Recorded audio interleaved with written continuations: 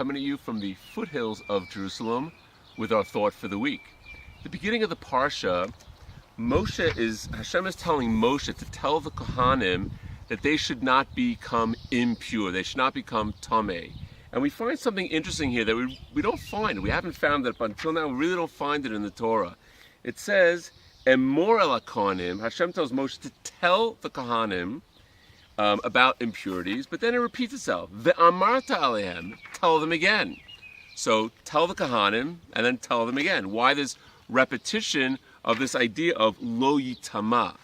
So Rashi points out that the first is for the big Kohanim, for the Gedolim, and the second is for the Ketanim, for the little Kohanim not to become impure.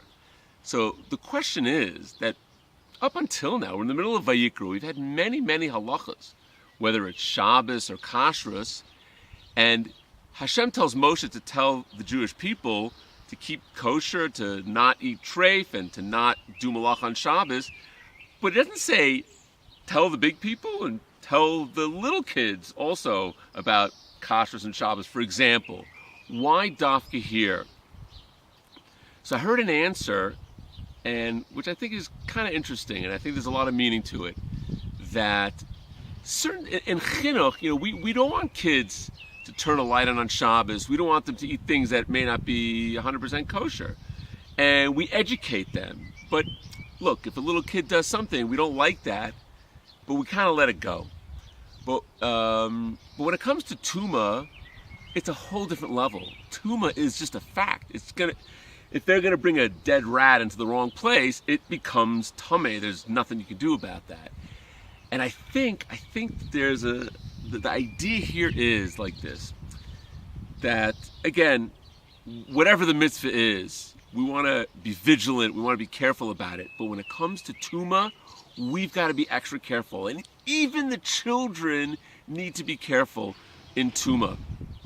Today, I don't have to tell myself, I don't have to tell anybody, there's a lot of Tuma out there. There's just a lot of Tuma out there. The internet and the TV, and it's terrible. So we have to be careful with all the mitzvahs. But when it comes to Tuma, there is no compromise. It's for us, mainly, it's for us, and even the little kids. They cannot be exposed to Tuma. And that's what the Torah is telling us over here. It's not just the dead rat, but it's the Tuma and the schmutz and whatever, everybody knows on their own what I'm referring to. There's a lot of Tuma out there. So there's no compromise. We can't allow that. And we're told, not only the Kohanim, but also for the Ketanim, also for the little kids, that when it comes to things of Tuma, we have to be extra careful. And I think that's the point over here at the beginning of the Parsha. Take care. Shabbat Shalom.